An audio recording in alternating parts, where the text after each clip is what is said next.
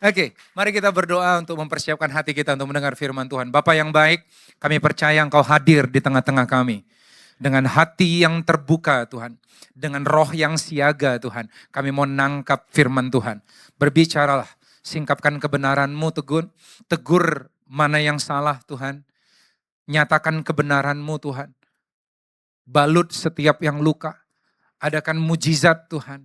Nyatakan kebenaran-Mu Tuhan. Firman yang sama yang mengubah dari gelap jadi terang. Dari yang tidak ada jadi ada. Dan bahkan yang mengubah kekacauan jadi keteraturan. Firman yang sama yang kami dengar yang akan mengubah hidup kami hari ini. Berbicaralah, berfirmanlah, urapi hamba-Mu yang tidak bisa apa-apa tanpa Engkau. Hamba-Mu butuh anugerah-Mu dalam nama Yesus. Semua yang siap dengar firman Tuhan sama-sama katakan. Amin. Ya, hari ini saya akan sharing tentang embracing sonship. Memeluk keputraan, saudara. Kenapa saya mempersiapkannya, saya diminta untuk menyampaikan tema dalam 2 bulan ini. Fokusnya di gereja ini adalah bagaimana supaya jemaat bisa melangkah bersama-sama di dalam kepemimpinan satu komando, satu visi, saudara. Untuk bisa meraih janji-janji Tuhan yang luar biasa yang Tuhan berikan bagi gereja ini. Amin, saudara.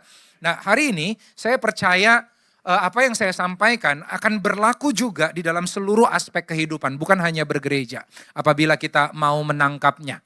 Saya sering khotbah tentang hati Bapa, karena memang itu yang paling dibutuhkan oleh anak-anak muda di mana-mana kebanyakan. Banyak yang luka, ada anak-anak yang di-abuse oleh papanya, dan yang lain sebagainya. Dan mereka walaupun udah terima Tuhan Yesus, kesulitan menganggap Allah itu sebagai Bapa, karena setiap kali mereka berdoa dan memanggil nama Bapa, yang kebayang sama mereka adalah Bapa mereka yang di bumi.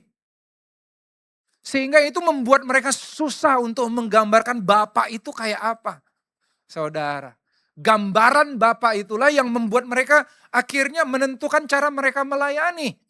Kalau Bapa mereka di rumah itu suka menuntut, mereka nganggap Tuhan itu pun suka menuntut.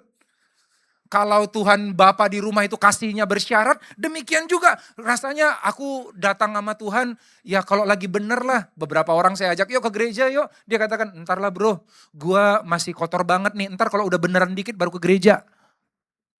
Kenapa? Karena memang gambaran dia tentang Bapa seperti itu, hanya menerima kalau lagi baik. Amin, saudara ya. Dan itu banyak-banyak mengubah hidup orang. Tetapi saya ngedapatin bahwa seringkali problemnya bukan orang gak menyadari bahwa Bapa itu baik, tetapi mereka gak tahu bagaimana cara jadi anak yang benar. Sonship. Makanya hari ini saya akan khotbahkan bukan hati Bapa tapi hati anak. Karena kita semua anak-anak. Amin, saudara, kita anak. Saat kita punya hati anak, maka apa yang terjadi, saudara? Maka hidup kita akan mengalami pertumbuhan maksimal. Tetapi ini gak gampang, izinkan saya benarin sedikit-sedikit lah, saudara ya. Karena kita banyak dilukai oleh figur bapak di rumah, atau figur otoritas pemimpin gembala, pemimpin kantor, atau apapun itu, saudara, kakak rohani, yang tidak menggambarkan Kristus. Izinkan saya cerita nih, saudara. Next, di sebuah kapal induk, saudara. Saudara tahu kapal induk, ini cerita cuman intermezzo doang, saudara ya, jangan dianggap beneran ya. Di sebuah kapal induk, saudara, yang besar, lagi rapat 3 jenderal. Namanya Jenderal Jana, Jenderal Jini, dan Jenderal Jono. Lagi rehat kopi, mereka nongkrong-nongkrong di pinggir kapal sambil ngelihat laut lupas. Mereka meeting di situ, lalu mulai cari masalah si Jenderal Jana. Jenderal Jana cari masalah dan bilang gini, kalian tahu nggak? Di antara kita bertiga ini ya, pasukan saya yang paling berani, katanya. Paling berani. Mana buktinya? Lihat nih ya, katanya. Kopral, dia kasih percobaan. Kopralnya datang, langsung tegap. Siap, Jenderal. Tunjukkan kepada mereka, jenderal-jenderal ini, bahwa pasukan kita paling berani. Siap. Kamu lompat ke bawah, nih saudara, kapal induk yang gede banget, saudara, berapa kali lapangan bola nih. Kamu lompat ke bawah, kelilingi kapal induk ini 1 kali, naik ke atas, lapor habis itu. Dia lihat ke bawah, ikan hiu banyak, saudara. Tapi enggak babi bu, karena disuruh sama otoritasnya. Dia lompat ke bawah, keliling, saudara, dikejar-kejar ikan hiu, nyampe tangannya udah putus 1. Dengan sisa tangan yang ada dia hormat. Lapor jenderal, tugas telah selesai dilakukan. Jenderal Jana bilang ini, lihat. Pasukan siapa paling berani? Tepuk tangan. Jenderal Jini bilang gini, belum seberapa katanya. pasukan saya yang paling berani. Kopral sini. Kopral masuk. Ya jenderal, coba kamu lompat ke bawah, kelilingi kapal ini 10 kali. Tadi 1 kali, ini 10 kali. Dia lihat ke bawah, masih ada bekas darah yang tadi.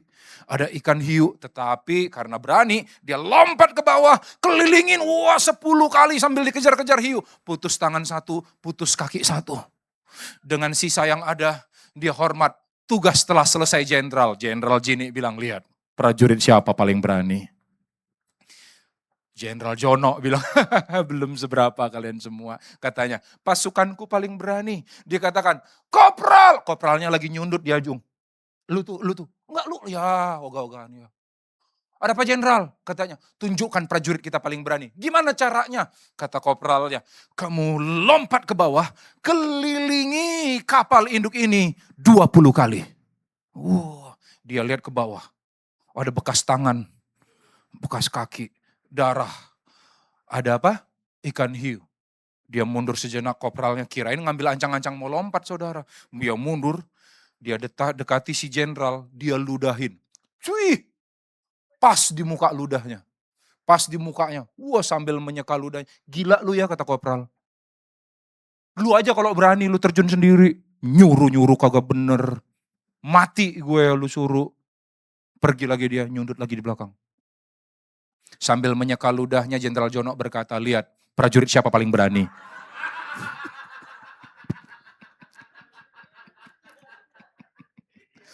Prajurit siapa paling berani.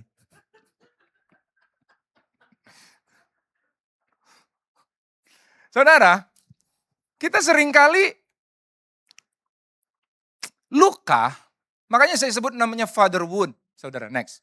Father wound, luka yang disebabkan bapak, akibat bapak yang kayak gitu, yang menjadikan anaknya itu trofi. Benar gak saudara ya?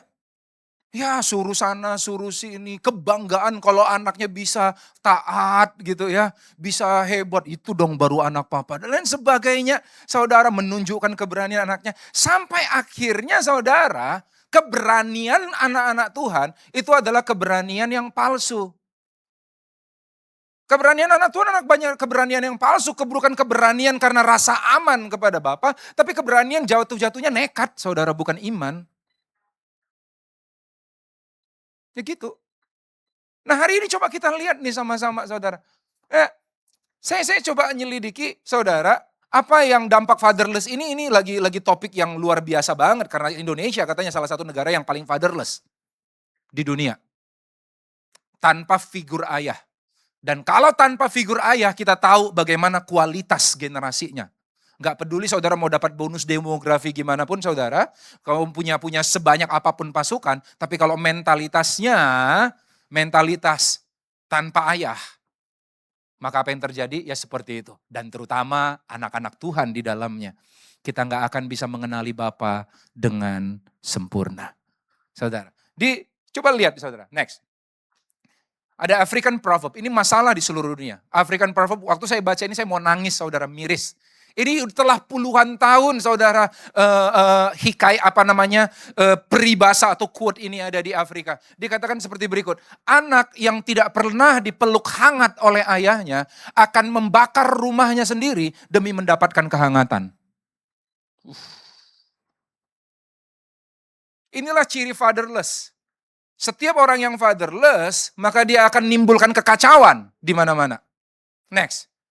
Nah, ini 3 dampak utama ketidakhadiran ayah. Ini didapat dari National Fatherhood Initiative, saudara. Kalau saudara tahu disimpulkan ada 3, yaitu rebellion and behavioral issues, saudara. Kesulitan tunduk pada otoritas. Anak-anak yang tumbuh tanpa figur ayah cenderung jauh lebih tinggi memiliki masalah perilaku sosial, saudara. Kesulitan menaati aturan sekolah, rentan terhadap kenakalan. Susah taat. Kayak tadi tuh kopral tuh susah naatin. Kemungkinan kehilangan hati bapak tuh dia. Dia punya father issue itu. Sehingga dia anggap kalau disuruh itu niat mencelakakan dia. Kan gitu saudara ya? Ya, pengen manfaatin doang tuh. Ya, yang kedua ada emotional impact. Rata-rata anak-anak yang hidup tanpa ayahnya dengan ayah absen, tahu nggak apa yang terjadi saudara? Kalau seorang anak dia akan cari validasi. Anak laki-laki pengen validasi untuk merasa kompeten.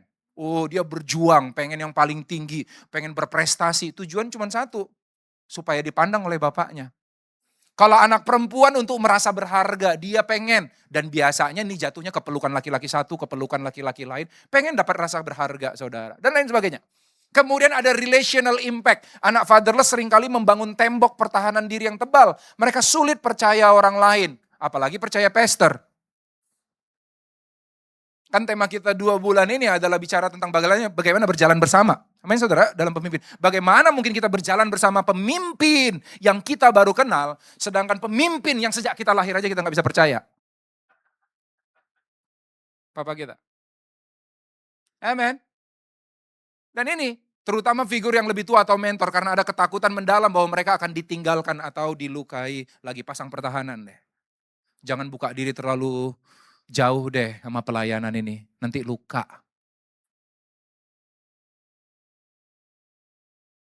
Katanya kalau pelayanan itu segenap hati aja, jangan segenap jiwa. Supaya kalau luka cuman sakit hati gak sakit jiwa. Katanya gitu. Ada yang pernah gitu ya saudara ya. Makanya pelayanan segenap hati gak segenap jiwa. Supaya kalau luka sakit hati aja, gak sakit jiwa saudara. Itu dia. Dan kalau saya simpulkan apa yang terjadi di anak-anak yang tanpa ayah ini, tanpa fatherless ini, tanpa ayah ini. Tahu gak apa yang terjadi saudara? Mereka ngalamin yang namanya ketakutan. Next. Mari kita baca Roma 8 dan kitab Roma udah menuliskan ini begitu gamblang. Keren, semua perilaku psikologis ini dituliskan di dalam satu ayat Roma 8 ayat 15. Kita baca sama-sama, 1, 2, 3. Sebab kamu tidak menerima roh perbudakan yang membuat kamu menjadi takut lagi. Ternyata ada roh pertama yang ada di orang percaya. Ini surat bagi orang percaya saudara, jemaat di Roma. Orang percaya bekerja, ada roh yang bekerja namanya roh perbudakan. Simptomnya apa? Takut. Takut buka diri, takut all out, takut dimanfaatkan. Amin saudara. Dan segala macamnya. Takut berkomunitas. Takut membuka diri, takut. Tetapi kamu telah menerima. Kata tetapi bicara tentang kebalikan. Amin saudara ya. Itu bicara tentang the opposite. Kebalikan dari roh perbudakan adalah apa? Roh yang menjadikan kamu anak Allah. Dalam bahasa Inggrisnya the spirit of adoption. Atau saya menyebutnya biar gampangnya kalau kita sering bicara hati Bapa, ini hati anak. Oleh roh itu kita dengan berani bisa berseru, ya Aba, ya Bapa. Jadi next, kalau kita katakan saudara, maka roh perbudakan itu memberikan fear, engkau takut. 3 ketakutan terbesar manusia, engkau takut gagal, ngapa-ngapain takut. Mau mulai usaha takut, mau pelayanan takut, mau ngapa-ngapain takut, bahkan mau kawin pun takut. Ya. Takut gagal, kemudian takut ditolak. Belum mulai apa-apa gak bisa. Kemudian takut masa depan, galau terus bawaannya, kuatiran terus. Bahkan Tuhan Yesus pernah bilang, udah gak usah ngomongin anak deh, gak usah ngomongin anak.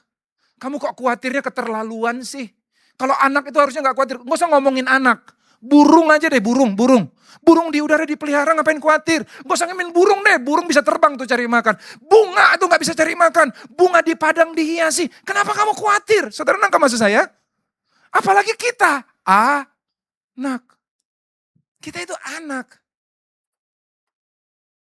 Ini fear. Roh perbudakan katanya kita tidak lagi mempunyai roh perbudakan yang menyebabkan ketakutan. Tetapi mempunyai roh next, yaitu roh anak. Roh anak memberikan kita lawan kata dari ketakutan, yaitu apa saudara?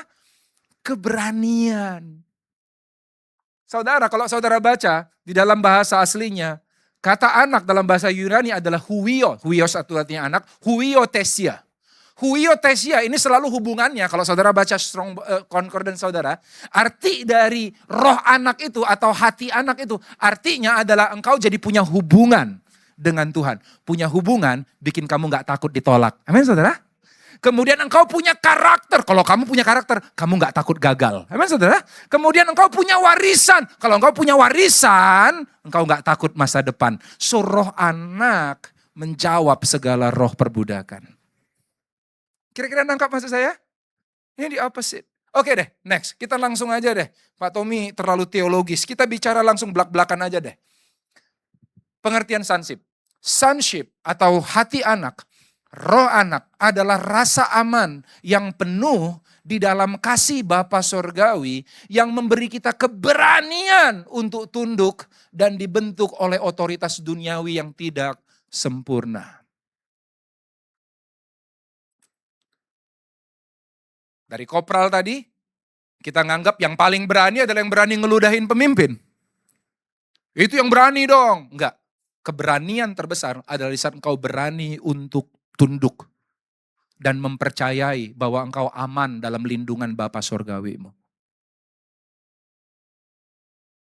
Tidak ada apapun yang bisa dilakukan oleh otoritas di atasku. Dia baik, mau enggak, mau dia sempurna, mau enggak, yang akan membatalkan rencana Tuhan di dalam hidupku. Itu namanya sonship.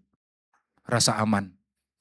Karena kalau engkau cuma cari-cari aman doang dari figur saudara, engkau akan kecewa. Saudara, saya kasih tahu lah, semua manusia itu mengecewakan. Gak ada yang sempurna.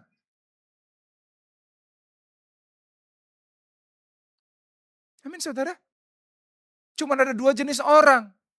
Orang jahat sama orang bohong. Kalau dia bilang dia gak jahat, dia bohong. Loh, kok tahu? Iya, karena Yesus bilang gini. Kalau kamu saja Bapak yang jahat. Jadi kita disebut apa saudara? Jahat. Mau protes sama Tuhan Yesus tuh. Tuhan Yesus bilang kita jahat. Bapak yang jahat kamu ini tahu memberi pemberian yang baik bagi anakmu. Terlebih lagi Bapakmu di sorga. Jujur kita ini jahat kok. Hanya anugerah Tuhan yang membuat kita bisa punya hati yang baik seperti Bapa. Yesus gak cepet-cepet, makanya kalau saudara seneng banget dibilang orang baik, hati-hati loh. Yesus aja dia bilang, guru yang baik. Tunggu, stop lu. Kenapa kau bilang aku baik? Jangan gampang banget lo bilang orang baik. Hanya Bapa yang baik. Kena gak di situ? Jadi kalau saudara ngerasa Bapak yang baik, tobat lagi deh hari ini saudara. Nah. Kita butuh apa saudara? Kita ini seperti cermin yang merefleksikan hati Bapa yang baik kepada orang. Dan untuk cermin itu kita butuh yang namanya roh anak. Sonship. Next. Saudara. Nah, model sonship yang paling sejati adalah Yesus Kristus. Enggak ada yang lain. Saya nggak bisa cari contoh yang lain. Yang paling sempurna roh anak adalah Yesus Kristus. Menurut saudara, Yesus datang sebagai Bapa di bumi? Enggak. Yesus datang mencerminkan Bapa. Filipus, kalau engkau lihat aku, engkau udah lihat Bapa. Dia bukan Bapa, tapi dia mencerminkan Bapa. Tetapi Yesus datang sebagai apa saudara? Anak. Jadi satu goal Yesus waktu dia datang ke bumi, cuman kasih tunjuk, gini loh jadi cara anak yang benar. Bukan jadi cara Bapak yang benar, Bapak itu Bapak di sorga. Dan kalau engkau jadi anak yang benar, pasti suatu saat kau jadi Bapak yang benar. Saya selalu dalam kepemimpinan saya selalu berkata bahwa a good leader was a good follower. Gak mungkin dia akan jadi pemimpin yang baik kalau dia belum pernah jadi pengikut yang baik. Tiba-tiba out of nowhere aja tiba-tiba bikin organisasi. Ragukan itu saudara. Organisasinya besar. Pernah gak tunduk? Pernah gak berada di sebuah payung yang bolong tetapi tetap setia? Yang ngerti katakan amin saudara? Ya, nah kita ini temanya ini saya berusaha supaya semoga ini menolong kita untuk kita bisa jalan bersama-sama nih di dalam sebuah kepemimpinan rohani yang tidak sempurna. Yang ngerti katakan amin saudara? Ya, ini dia model sonship yang sejati adalah Yesus Kristus. Karena walaupun dia punya otoritasnya yang tidak sempurna. Saudara, enaknya jadi Maria, enaknya jadi Yusuf. Coba lu punya anak yang sempurna. Diguruin saudara terus mungkin saudara ya. Punya anak generasi alfa aja pusing kita kan sebenarnya ya. Apalagi ini Yesus. Allah yang maha tahu jadi anakmu diletakkan di bawah otoritasmu yang tidak sempurna. Mari kita lihat sama-sama. Model sonship-nya Yesus kita lihat dari cerita ini. Ya siap? Lihat journey-nya ya. Next. Oke. Tiap-tiap tahun saya baca ya. Kita lihat. Tiap-tiap tahun dalam Lukas, ini Lukas pasal 2 ya, ayat 41. Ayat ini keren banget. Kenapa? Karena ini satu-satunya cerita di mana Yesus usia teenagers. Usia 12 tahun, gak ada cerita lain, cuman ini. Nanti kalau saudara ditanya, ada buku-buku di Gramedia pernah lihat, di manakah Yesus di usia 12 sampai 30 tahun? Dia di India menimba ilmu. Dia berguru sampai ke negeri Cina, bohong semua saudara ya. Dia ada di rumah bapaknya nih. Ini udah jelas nih, Lukas 12 sampai 30 sampai dia dibaptis, ini ceritanya, oke? Kita lihat sama-sama, dalam satu perikop ini dibahas. Oke, Lukas 2 ayat 41. Tiap-tiap tahun, orang tua Yesus pergi ke Yerusalem pada hari raya Paskah. Ketika Yesus telah berumur 12 tahun, pergilah mereka ke Yerusalem seperti yang lazim pada hari raya itu. Sehabis hari-hari perayaan itu, ketika mereka berjalan pulang, tinggallah Yesus di Yerusalem tanpa diketahui orang tuanya. Karena mereka menyangka. Siapa yang punya orang tua ini? Yang hidupnya penuh prasangka? Semuanya asumsi. Karena ia menyangka bahwa Yesus ada di antara orang-orang seperjalanan mereka, konvoi itu ya. Berjalanlah mereka sehari seperjalanan jauhnya, lalu mencari dia di antara kaum keluarga dan kenalan mereka. Saudara, anak-anak zaman sekarang aja, bapak yang jelek atau mama yang jelek, anaknya maghrib dicariin. Ini setelah seharian, jalan seharian, tiba-tiba Maria, kayaknya ada yang kurang ya. Perasaan kita punya anak deh. Namanya Yesus. Saudara nggak saya ya? Baru setelah seharian saudara. Setelah sehari baru mikir, anakku di mana? Orang tua kayak apa ini saudara? Orang tua kayak apa? Kita lanjutin lagi saudara. Lanjut saudara, ayat 2, ayat 45. Karena mereka setelah seharian, mereka tidak menemukan dia. Kembalilah mereka ke Yerusalem sambil terus mencari dia. Jadi sehari keluar dari Yerusalem, jalan kaki. Di tengah perjalanan balik lagi, udah 2 hari. Lalu apa yang terjadi? Sesudah 3 hari.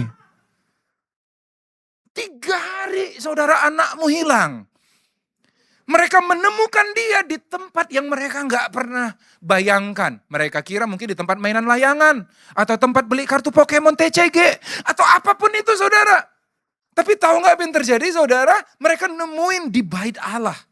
Ia sedang duduk di tengah-tengah alim ulama sambil mendengarkan mereka dan mengajukan pertanyaan-pertanyaan kepada mereka.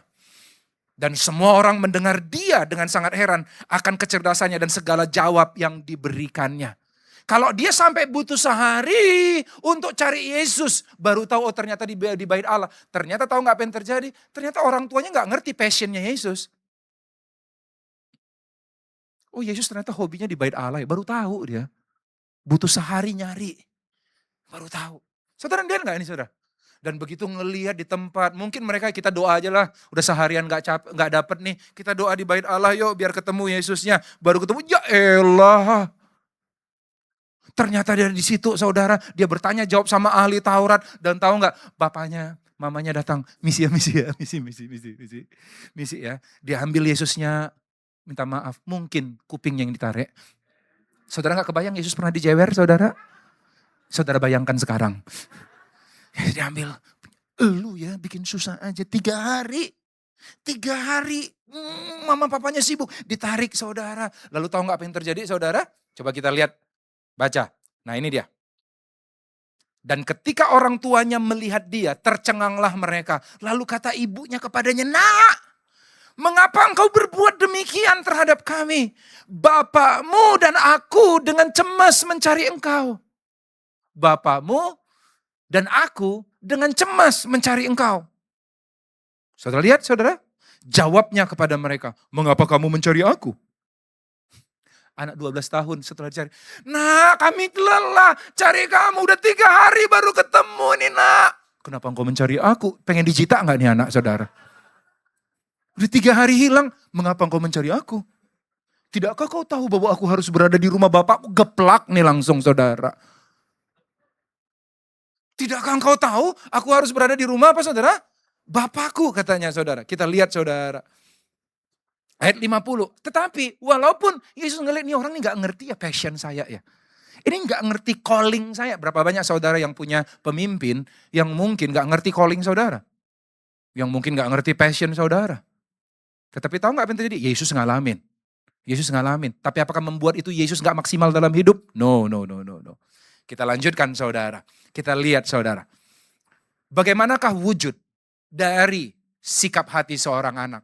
Mereka dikatakan, dan ketika orang tuanya melihat dia, tercenganglah mereka, kata ibunya, nak mengapa engkau berbuat demikian terhadap kami bapamu dan aku dengan cemas mencari engkau. Jawabnya kepada mereka, mengapa engkau mencari aku? Tidakkah kamu tahu bahwa aku harus berada di rumah bapakku? Tetapi mereka tidak mengerti apa yang dikatakan kepada mereka. Saudara, di saat itu kita lihat bagaimana Yesus walaupun punya otoritas yang gak sempurna dan gak paham dan gak mengerti. Makanya saya selalu ngomong sama orang-orang yang sekolah-sekolah parenting saudara. Kadang-kadang parenting itu kebablasan.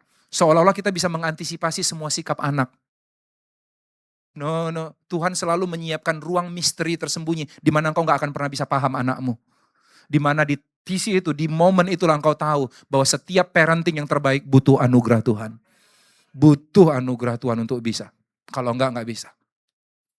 Ini mereka yang tidak sempurna aja dititipkan sang juru selamat Yesus Kristus. Padahal mereka aja gak ngerti saudara gimana jadi orang tua yang baik bagi Yesus untuk sampai kepada kegenapan rencana Tuhan bagi Tuhan Yesus. Tetapi saya lihat sikapnya Yesus. Siapa yang siap hati anak? Saya simpulkan ada 3 saudara. Next. Yang pertama saudara. Hati anak yang ditunjukkan Yesus adalah hati yang aman. Dia secure, punya rasa aman. Dia keyakinan kepada Bapa Sorgawinya jelas. Waktu dia katakan, nak kamu, aku dan bapakmu sibuk mencari engkau. Dalam terjemahan bahasa Indonesianya agak kurang tepat saudara kata kalimat aku dan bapakmu khawatir. Bapaknya huruf B besar. Padahal sebenarnya bapak yang dimaksud adalah bapak di rumahnya saudara ya. Bapaknya Yusuf. Aku dan suamiku itu panik mencari engkau. Tetapi Yesus katakan dia punya identitas yang aman. Walaupun aku anakmu, Bapakku, tapi aku harus berada di rumah Bapakku. Dia tahu anak siapa dia. Ini identitas yang bikin aman. Engkau aman. Engkau aman. Tidak ada satupun yang bisa menghalangi kasih Tuhan untuk dicurahkan dalam hidupmu. Untuk menghalangi tuntunan Tuhan dalam hidupmu. Semua ilmu-ilmu parenting, kami gereja ini rajin banget bikin parenting kami saudara. Tetapi tahu gak saudara, semua teorinya bubar kalau ngelihat hidup saya. Bapak saya gak ngerti sama sekali parenting. Bahkan bapak saya belum terima Tuhan Yesus Kristus. Waktu saya terima Tuhan Yesus Kristus. Gak ada. Apa itu saudara? Yang adalah ancaman. Kalau orang lain kan, hey, kalau kita manjat-manjat, don't do that, that's not good. Bapakku, udah, terus. Benjol kok ku tambah, katanya gitu. Benjol kok ku tambah, katanya. Parenting apa itu? Ya kita nggak bisa batasin, kita hidup di apa namanya? Di otoritas yang gak sempurna, pimpinan yang gak sempurna, gembala yang gak sempurna, pemimpin komsel yang gak sempurna, papa yang gak sempurna, mama yang gak sempurna, suami yang gak sempurna. Tetapi kalau engkau punya identitas yang aman kayak Yesus, aku ini walaupun aku anakmu, tapi aku juga anak Bapa. Makanya sejak saat ini, sejak lahir, sejak dia mengerti, anak saya selalu bilang, Sean sama anak saya, kamu selalu punya 2 daddy. Daddy di bumi, daddy di sorga. Kalau Dedi di bumi ini dia minta sesuatu, dia pernah minta mainan, Dedi di bumi ini kagak ada duit. Saya gak pernah bilang gak ada duit saudara. Selalu bilang, Dedi di bumi ini ada kebutuhan lain. Itu jawaban paling berhikmat. Ada kebutuhan lain. Tetapi saya bilang, kamu punya Dedi di sorga. Oh dia langsung doa. Dan selalu setiap kali dia berdoa, Tuhan selalu beri apa yang dia pinta. Rasa aman dong. Rasa aman. Allah di pihakku, siapa lawanku? Apa yang bisa dilakukan Bapakku? Bapak rohaniku pengen menyesatkan aku, gak akan bisa. Apalagi Bapak rohani di sini adalah Bapak rohani yang baik, yang cinta Tuhan. Amin saudara, yang dengar suara Tuhan, dia akan bantu, dia akan jadi alat yang luar biasa di hadapan Tuhan. Saya yang kacau balau aja, parentingnya bisa jadi pendeta nih. Saudara dengerin saya. Saya punya Bapak di sorga, yang ngerti katakan amin? Nah, rasa aman ini penting kau miliki. Tetapi rasa aman ini seringkali hilang pada saat kita lagi down. Next, makanya saya suka banget. Identitas Yesus itu penting banget. Sebelum Yesus ngapa-ngapain, saudara, di Sungai Yordan. Di Sungai Yordan, Tuhan kasih, Bapa kasih identitas buat dia. Di Sungai Yordan, dia belum nyembuhin orang. Dia belum khotbah. Dia belum bangkitin orang mati. Belum ada pelayanan apa-apa. Waktu dia dibaptis, ada suara dari sorga yang berkata apa, saudara? Inilah anak yang kukasihi. Kepadanya lah aku berkenan. Anak yang kukasihi. Itu identitas saudara yang perlu saudara pegang, yang beri rasa aman. Kenapa? Karena di area itu iblis ingin curi. Kamu boleh jadi anak, tapi kau gak dikasihi. Yesus katakan, inilah anak yang kukasihi. Buktinya apa? Ini dalam Matius 3. Setelah dia dibaptis, di Matius 4 saudara lihat, begitu dibaptis dia langsung dibawa ke gunung pencobaan. Benar gak? Pencobaan iblis pertama sama dia apa? Saudara lihat. Yang diserang adalah identitas. Dia bilang gini, bila benar engkau anak Allah, ubahlah batu ini jadi roti. Ada yang salah gak dalam perkataan iblis itu? Ada yang salah gak? Ada, kurang. Tadi di Sungai Yordan dia baru aja dibilang inilah anak yang kukasihi. Di tengah penderitaan lagi lapar. Lagi kurus, lagi lagi di padang gurun. Tahu nggak apa yang terjadi? Iblis bilang gini, bila benar engkau anak Allah, apa yang kurang? Ya, kurang kata dikasihinya. Jadi iblis nggak takut kalau kau nyebut diri anak Allah, tetapi dia hilangkan kata dikasihi. Kau nggak dikasihi, pelayanan dulu dong baru dikasihi. Persembahan dulu, perpuluhan dulu baru dikasihi. Taat dulu, setia dulu baru dikasih. Ya anak yang kasih, belum ngapa-ngapain. Anak yang dikasih. Dan iblis gak bisa karena Yesus sudah punya identitas. Dia baru ingat di Sungai Yordan, dia dikatakan dikasih. Kau bilang aku gak dikasih, it's okay, it's up to you. But aku dikasihi. Dan dia jalan pelayanan. Dan tahu gak apa yang terjadi? Di tengah-tengah saya lihat di puncak pelayanannya saudara. Tahu gak apa yang terjadi? Dia naik ke atas gunung, dia bawa Petrus, Yohanes, Yakobus. Dia bertemu Musa dan Elia. Lalu suara satu kali lagi ngomong sama persis. Waktu dia sebelum mulai pelayanan. Yaitu apa saudara? Ini anak yang kukasihi. Kepadanya aku berkenan. Ditambahkan lagi, dengarkanlah dia. Ini anak yang kukasihi. Saudara, kalau saudara ke Israel, daerah Sungai Yordan adalah salah satu daerah terendah di Israel. Sedangkan gunung, tempat dia ketemu adalah salah satu gunung yang tertinggi di Israel. Dengan kata lain saya mau katakan arti rohaninya, di titik terendah hidupmu dan di titik tertinggi hidupmu, kasih Tuhan gak berubah dalam hidupnya kamu. Prestasimu gak membuat dia tambah mengasihimu. Dan kejatuhanmu gak membuat dia kurang mengasihimu. He loves you. Karena kamu anak. Identitas ini yang teguh. Yang buat kita punya roh anak. Yang ngerti katakan amin saudara? Kita berikan tepuk tangan dulu buat Tuhan kita. Amin. Next. Orang yang belum selesai dengan identitasnya di hadapan Tuhan akan selalu memeras rasa aman dari manusia. Cari rasa aman dari manusia. Secure. Berusaha memastikan. Engkau aman. Engkau dikasihi. Engkau disayangi. Yang ngerti katakan amin? Next.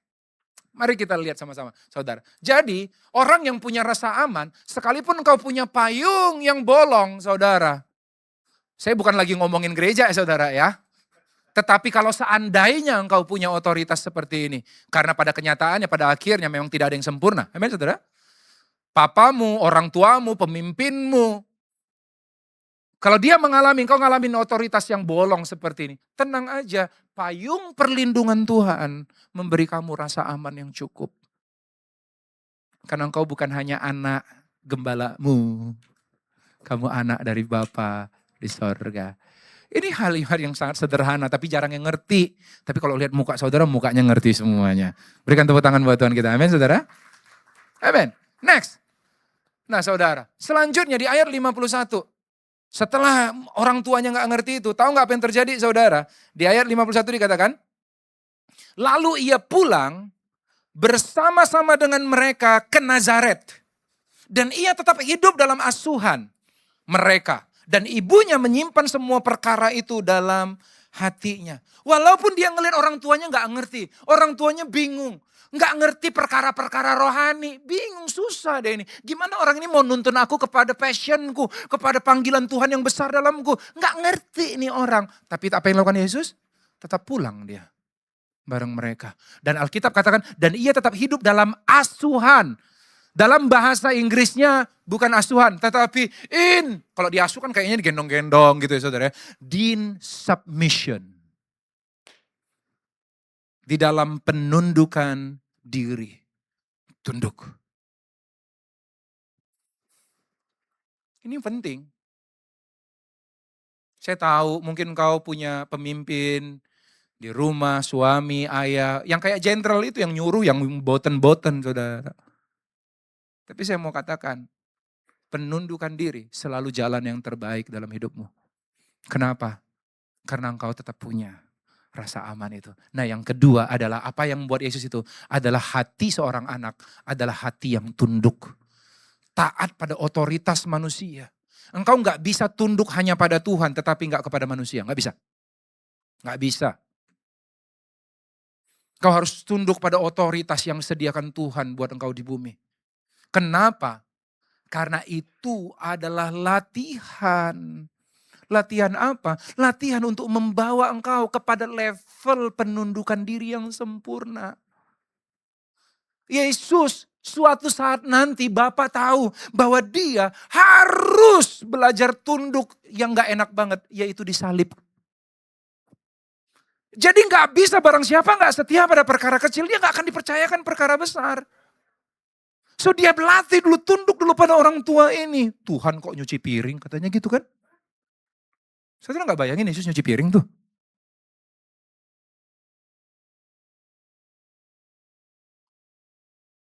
Kok Tuhan gak bisa? Bahkan untuk melakukan mujizat, dia harus izin dulu karena dia belum keluar, dia masih punya otoritas mamanya. Waktuku belum tiba, tanya mama deh. Ini air mau jadi anggur gak nih? Gue bisa sih bikin. Tapi I don't need to prove anything. Gue gak butuh membuktikan apapun. Tanya mama. Hahaha. Tuhan loh itu. Tuhan.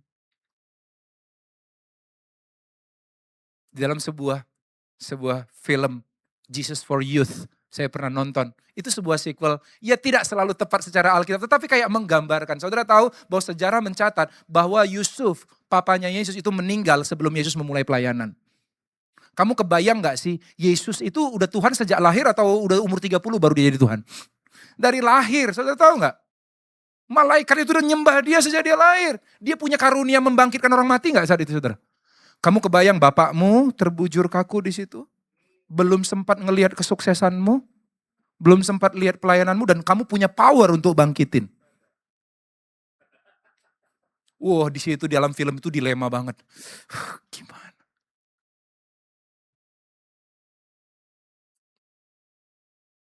Karena pelayanan bukanlah tentang apa yang kamu lepaskan doang, kuasa, power, hikmat, no.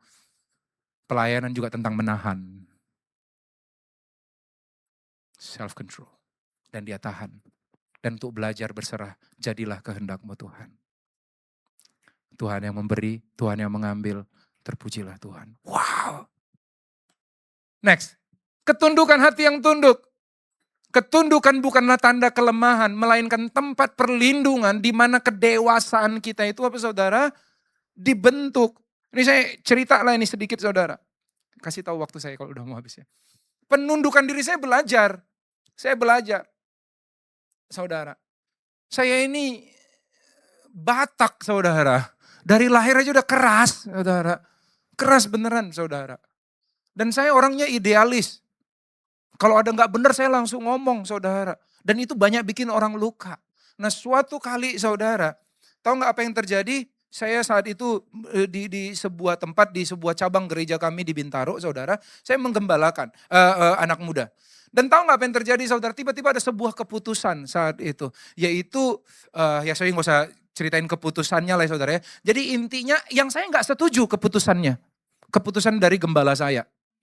Dan tahu nggak apa yang terjadi saudara? Tetapi saya mau taat sama Tuhan aja. Dari dulu kan saya mikir yang penting saya sama Tuhan. Yang penting saya sama Tuhan. Saya taat sama Tuhan. Saya protes sana protes ini. Ya kenapa? Ya karena ya, aku bukan full timer. Aku kerja, aku nyumbang buat gereja. Aku berhak dong ngomong dan lain sebagainya. Dan tahu nggak apa yang terjadi? Di tengah-tengah itu saudara, di tengah-tengah saya nggak kesetujuan. Udah pengen lari. Ada jemaat yang bilang, udah Pak Tommy kita bikin gereja baru aja. Katanya gitu.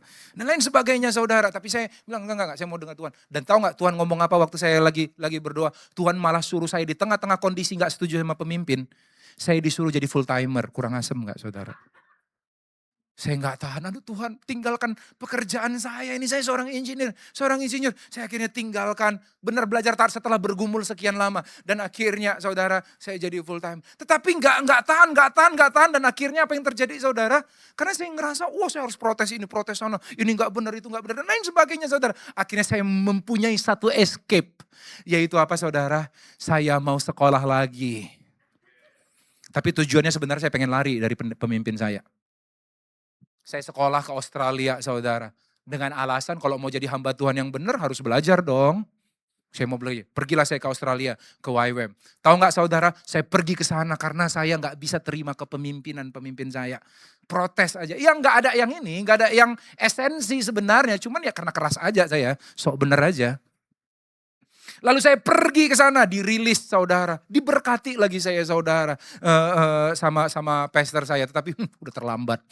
Saatnya saya pergi keliling dunia. Saya niatnya menjadi penginjil keliling dunia, ikut Youth with a Mission, saudara. Saya pergi ke Australia tanpa saya sadari. Tahu nggak apa yang terjadi, saudara? Saya ternyata adalah siswa tertua yang ada di situ. Saat itu usia maksimal 25 tahun, saya 25 tahun setelah masuk, 1 bulan kemudian saya 26. Saya siswa tertua. Semuanya anak-anak muda 17 tahun, 18 tahun. Rata-rata orang bule kayak gitu. Sebelum anaknya kuliah dikirim ke Youth with a Mission dulu untuk belajar dengar suara Tuhan. Belajar misi. Saudara, rata-rata orang bule kayak gitu.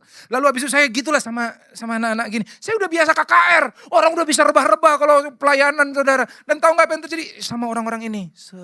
Lalu tahu gak apa yang terjadi saudara? Akhirnya saya dipilihkan satu pemimpin kelompok. And you know what? Saya sendiri yang milih tanpa saya sadari. Ternyata pemimpin kelompok saya untuk saya pergi outreach penginjilan ke bangsa-bangsa adalah pemimpin termuda usia 18 tahun. Dia alumni yang termuda 18 tahun, bayangin. Pendeta paling tua, dipimpin udah 18 tahun, perempuan pula. Belum selesai Tuhan, tahu gak apa yang terjadi? Kita ada perubahan. Biasanya kami outreach itu penginjilan ke Afrika kemana, saya udah pilih ke Afrika. Tetapi semua kita ada program khusus katanya. Sebelum kita ke Afrika, sebelum ke negara-negara yang lain, mata dunia sekarang tertuju kepada satu daerah. Dan kita mau semua serang ke situ, kita mau latih untuk pelayanan selam di situ, pelayanan anak-anak kumuh di situ. Yaitu apa? Jakarta. Daerah kekuasaan saya. Diajarin lah, tau gak saudara? Oke, kita harus persiapan. Demi ke Jakarta saya harus belajar taat sama dia. Harus, dia gak peduli saya orang Jakarta padahal. Di Jakarta itu ada pandemi penyakit. Saya disuntik imunisasi supaya gak kena demam berdarah. Saya disuruh siapin. Kamis tahu gak saya beli apa? Beli namanya mosquito net.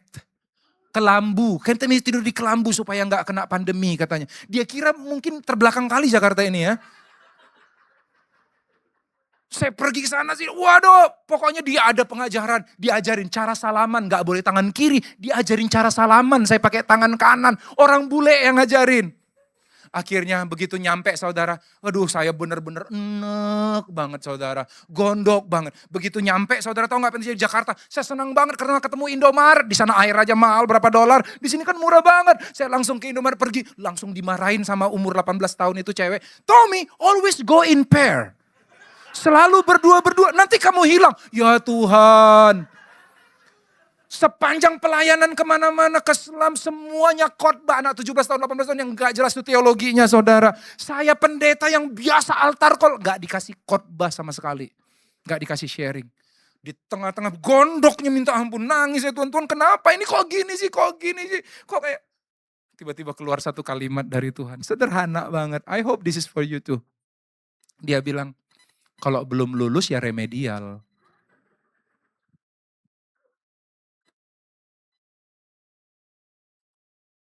Saya belum lulus, punya hati anak kepada penatua saya.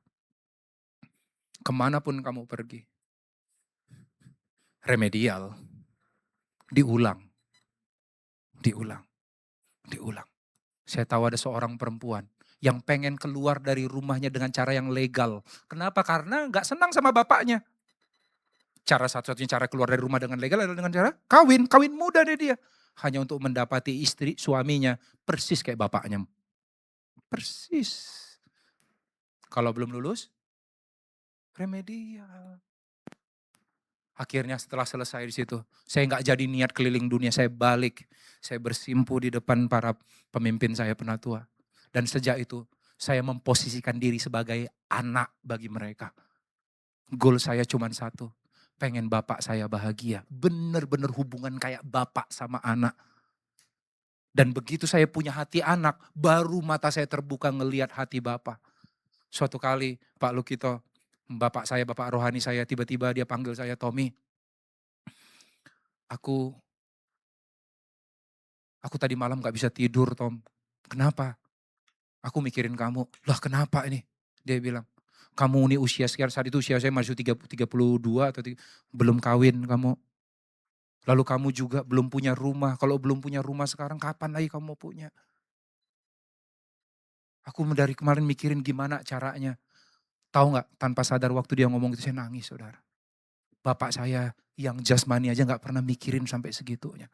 Sejak saat itu saya tahu, aku punya bapak. Seringkali engkau sudah punya bapak, tapi engkau gak akan bisa ngelihat betapa sayangnya bapakmu samamu. Sampai engkau punya roh seorang anak. Hati anak, hati yang mau tunduk, gak curigaan. Yang ngerti katakan amin, saudara? Berikan tepuk tangan buat Tuhan kita, amin. Next. Selanjutnya ayat 50, tetapi mereka tidak mengerti apa yang dikatakan kepada mereka. Orang tuanya gak ngerti Yesus ini. Sering gak kamu gak nyambung sama pemimpinnya kamu? Ini, gak ngerti, Yesus juga ngalamin. Tetapi apa yang terjadi? Lalu ia pulang bersama-sama dengan mereka ke Nazaret. Dan ia tetap hidup dalam asuhan mereka. Tetap dia beri ruang bagi orang tuanya untuk bertumbuh sebagai parent. Nah saudara, seringkali engkau menganggap pertumbuhan itu hanya untuk anak kan. Orang tua juga bertumbuh. Anaknya ngasih ruang gak buat orang tuanya bertumbuh? Yesus ngasih ruang bagi orang tuanya untuk bertumbuh. Walaupun dia gak ngerti. Walaupun dia lihat ini belum ngerti ini panggilan saya nih. But it's okay. Dan ibunya menyimpan semua perkara itu dalam hatinya. Next, yang ketiga, hati seorang anak adalah hati yang lapang. Hati yang lapang itu luas, memberi ruang bagi pemimpin yang terbatas. Ini penting, next. Makanya saudara, hati anak tidak membuang pemimpin saat berbuat salah. Karena ia tahu Tuhan tidak pernah membuangnya saat ia salah. Saya minta pemain musik untuk bersama. Saya akan tutup dengan satu cerita ini. Suatu kali Max Lucado bercerita, saudara. Waktu saya baca cerita ini, saya ngelihat bahwa saya harus belajar untuk punya hati yang lapang buat pemimpin saya. Sering kali saya ngerasa saya itulah objeknya. Kita terlalu narsis, benar gak saudara? Bahwa kita rasa yang mau bertumbuh itu kita doang. Padahal pemimpin juga. Suatu kali Max Lucado cerita dalam bukunya yang bicara tentang pengampunan. Dia punya anjing kecil. Kalau gak salah Shih Tzu, saudara. Tetangganya punya anjing yang besar. Suatu kali anjing tetangganya lompat pagar, lalu abis itu ngejar dan sedikit melukai anjing dari Max Lucado. Untung Max keluar dan habis itu pukul anjing itu dan anjingnya akhirnya pergi balik ke rumahnya, kembali ke rumah tetangganya. Max Lucado gak terima karena begitu sayangnya dia sama anjing ini. Dia datang, ketok pintu rumah tetangganya dan berkata, bilang gini, anjingmu udah melukai anjingku. Menurut peraturan di Amerika, dia katakan we have to put it into sleep. Artinya harus ditidurkan, artinya harus bisa disuntik mati. Kalau seandainya anjing itu udah membahayakan. We have to put it into sleep, dia bilang. Kita harus suntik mati itu anjingmu. Karena berbahaya banget. Emosi si Max Lucado-nya.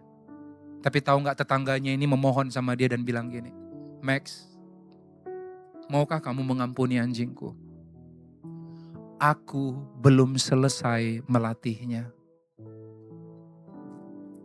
Nanti kalau aku udah selesai melatihnya, aku yakin dia akan jadi anjing yang menyenangkan bagi lingkungan kita.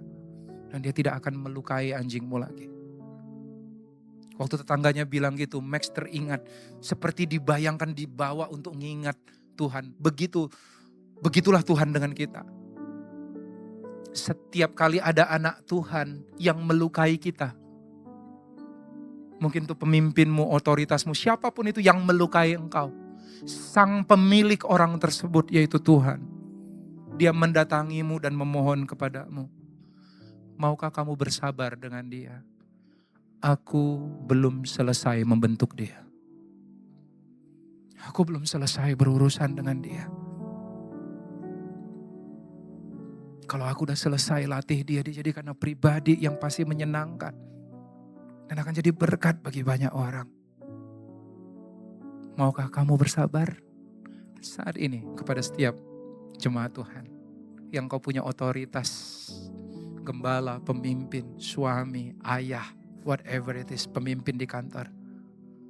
Izinkan saya hamba Tuhan berkata, maukah engkau bersabar? Tuhan belum selesai membentuk dia. Sama seperti Tuhan belum selesai membentukmu. Sama seperti Tuhan belum selesai membentukmu. Next. Dan dampaknya. Yesus ditutup cerita itu. Gak tahu kenapa dimasukkan ayat ini. Tapi ditutup dengan satu cerita ini. Dan Yesus makin bertambah besar. Bertambah hikmatnya. Dan besarnya. Dan makin dikasihi oleh Allah dan manusia. Next. Karena sonship. Roh anak atau hati anak pasti akan bermuara kepada satu hal, yaitu pertumbuhan maksimal di dalam Tuhan. Dengan kata lain saya mau katakan, kamu jangan pernah bermimpi bertumbuh maksimal kalau engkau gak pernah punya hati seorang anak. Gak mungkin. Hati yang aman, hati yang tunduk, dan hati yang lapang. Yesus mempraktekkannya. Dan aku tahu itu gak mudah. Itu gak mudah.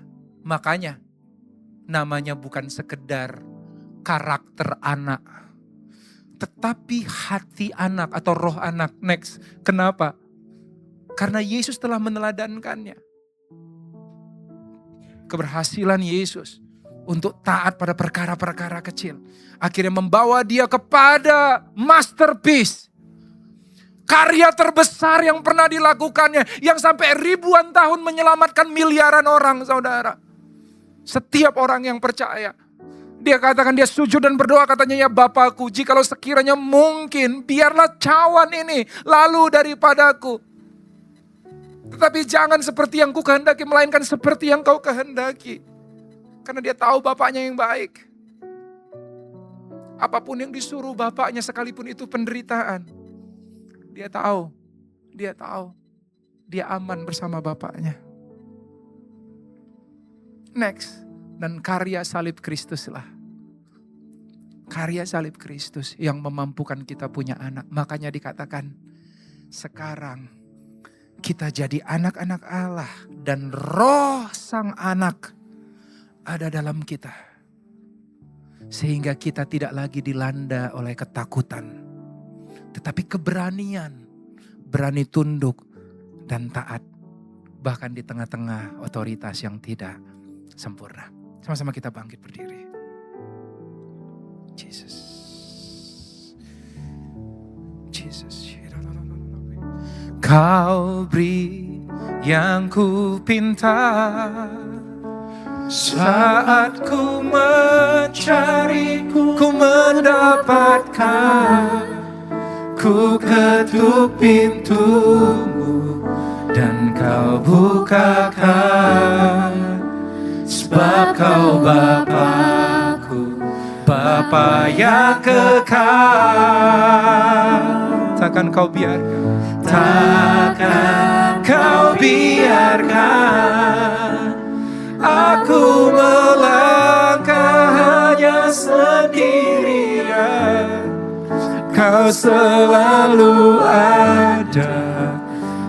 Dengan keyakinan katakan, sebab Kau Bapakku, Bapa yang. Sekali lagi katakan, Kau beri yang ku pinta. Kau beri yang ku pinta. Saat ku mencari, ku mendapatkan. Ku ketuk pintumu dan Kau bukakan. Sebab Kau Bapakku, sebab Kau Bapakku, Bapa yang takkan Kau biarkan. Takkan Kau biarkan aku melangkah hanya sendiri. Kau selalu ada. Kau selalu ada bagiku.